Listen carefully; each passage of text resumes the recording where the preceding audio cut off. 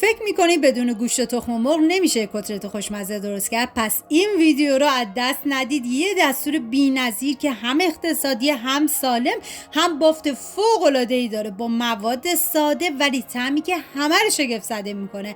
پس تا انتهای ویدیو همراه من باش.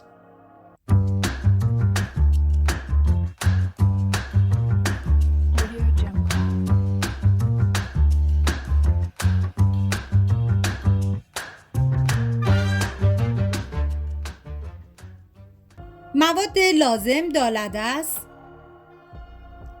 سیب زمینی و پیاز، هویج، جعفری تازه، گشنیز تازه، سیر و ادویه هم شامل فلفل قرمز، زردچوبه، پودر گشنیز و نمک هستش. من اندازه های دقیق و داخل دیسکریپشن نوشتم.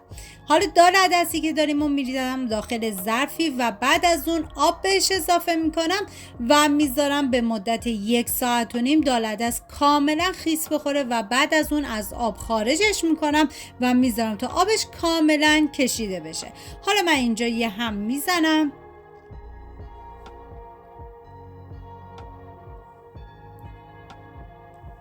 و حالا میریم سراغ بقیه مواد که سیب زمینی رو با دنده متوسط کاملا رندش میکنیم. ببینید هر کدوم از این مواد که ما رنده میکنیم به هیچ عنوان نباید آبش رو بگیریم، چون میخوام بذاریم تا این مواد کاملا بخارپز بشن و بعد از اون سرخ بشن. حالا میریم سراغ هویج که هویج رو با دنده متوسط کاملا رندش میکنیم. واقعا این کتلت یه بافت عالی و بی‌نظیری داره و توی چند دقیقه میتونید آماده کنید. برای همه سلیقه ها مناسبه. و حالا میریم سراغ پیاز که پیاز رو با دنده درشت کاملا رندش میکنیم.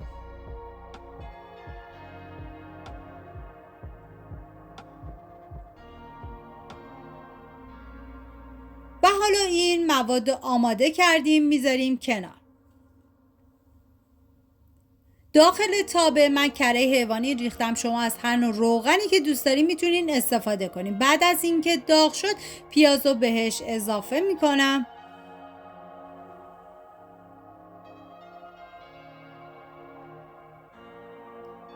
و یه هم میزنم. واقعا من هرچه از خوشمزگی و عطر و طعم این کتلت بگم کمه، باید دست به کار بشین و حتما درستش کنین.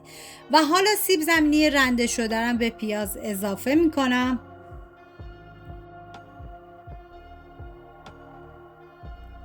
و دوباره هم میزنم.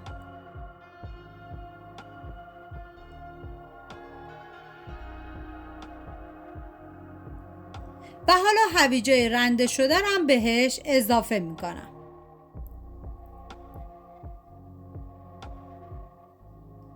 و هم میزنم تا همه مواد با هم دیگه مخلوط بشن و میذارم به مدت 15 دقیقه با حرارت کم این مواد کاملا آبشون کشیده بشه و بعد از اون سرخ بشه.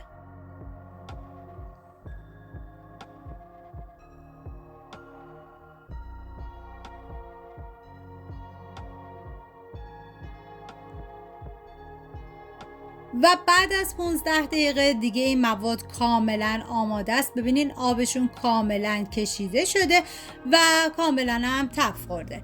و حالا دیگه زیر حرارت رو خاموش میکنم و بعد از اون این مواد رو میریزم داخل ظرفی و میذارم تا کاملا سرد بشه. ببینین مواد وقتی که داغه به هیچ عنوان نباید استفادهشون کنید. و حالا میریم سراغ دالعدس که دالعدس هم من از آب خارج کردم. میریزم داخل غذاساز و جعفری رو بهش اضافه میکنم، گشنیز و سیر تازه و کاملا همه مواد رو با هم دیگه میکس میکنم. ببینید بذارید تا این موادتون کاملا با هم دیگه میکس بشه و یه بافت خمیری به خودش بگیره. و حالا من یه دورگیری میکنم و حالا میریم سراغ موادی که گذاشتیم سرد بشه و حالا این مواد میکس شده رو به این مواد سرد اضافه میکنیم.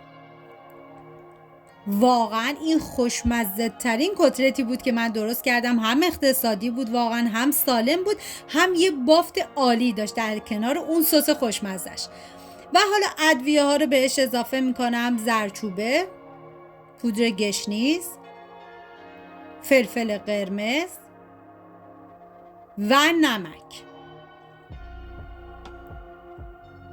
همه این مواد رو با هم دیگه ورز میدم تا کاملا یک دست بشه و بعد از اون این مواد رو به مدت نیم ساعت بذارید داخل یخچال و بعد از نیم ساعت سرخ کنید، چون این کار باعث میشه که این کتلت روغنی به خودش جذب نکنه.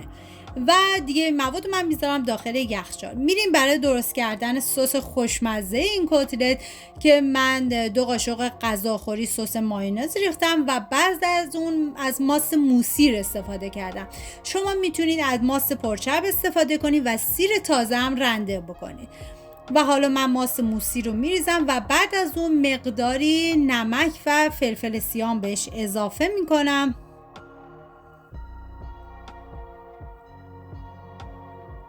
و نصف لیمو ترش تازه هم بهش اضافه میکنم.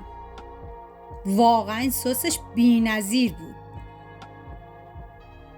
و یه هم میزنم تا همه مواد با هم دیگه مخلوط بشن.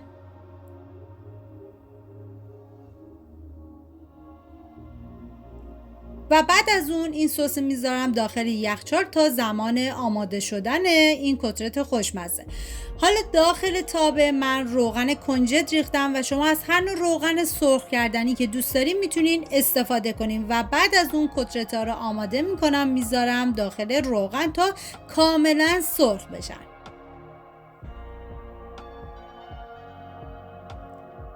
ببینید من از این قالبای فلافل استفاده کردم. شما میتونید با دستم این کار رو انجام بدید، فرقی نمیکنه.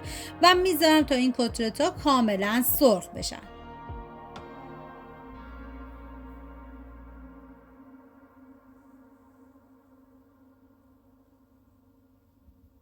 و بعد از اینکه سرخ شدن یکی یکی از روغن جداشون میکنم.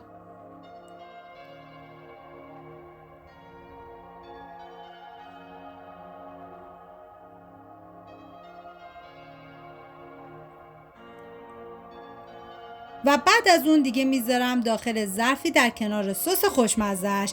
امیدوارم از این ویدیو خوشتون اومده باشه و این غذای خوشمزه رو درست کنیم و در کنار خانواده از خوردنش لذت ببرید. ممنون از همراهی همیشگیتون. تا یه خوشمزه دیگر، بدرود.